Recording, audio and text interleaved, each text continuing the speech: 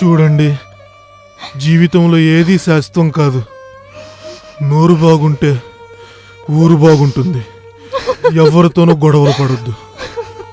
నా స్వయం కృషితో ఎన్నో ఆస్తులు మేడలు సంపాదించాను.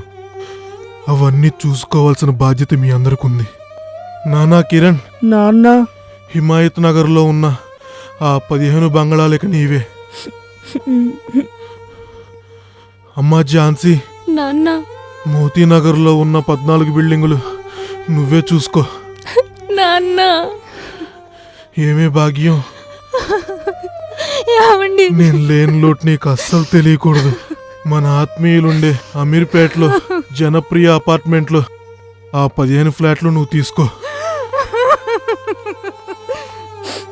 మీరంతా చాలా అదృష్టవంతులు. ఈయన చివరి క్షణంలో కూడా మిమ్మల్ని సంతృప్తి పరిచి వెళ్తున్నారు. ఆయన పంచిచ్చింది తెల్లారికట్ల నిద్ర లేచి పాల ప్యాకెట్లు వేసే గిరాకీ కొంపలు.